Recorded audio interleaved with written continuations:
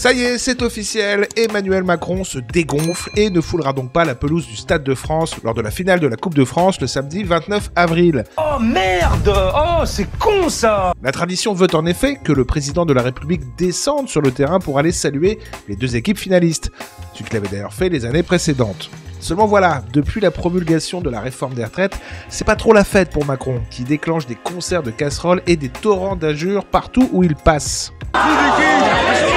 Craignant d'être sifflé copieusement au Stade de France, Macron a donc préféré faire profil bas et restera en tribune.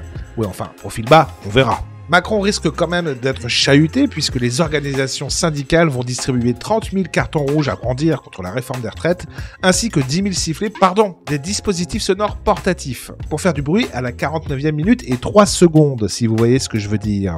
Et bien sûr, à l'Elysée, on a tout prévu, vous imaginez bien.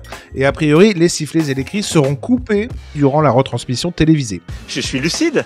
Bon, en même temps, c'est pas grave, les réseaux sociaux seront sans doute inondés de vidéos de supporters dans le stade, un peu comme lors du match France-Pays-Bas le 24 mars dernier, où là aussi le stade s'était enflammé à la 49e minute et 3 secondes. Macron, démission, Macron! Autre menace potentielle pour notre cher président, une coupure de courant sauvage organisée par les syndicats, comme cela est arrivé lors du match de rugby entre Agen et Nevers le jeudi 27 avril. Jour. Nuit. Mais là encore, l'Elysée est sur ses gardes et plusieurs groupes électrogènes devraient être prévus pour parer à toute éventualité.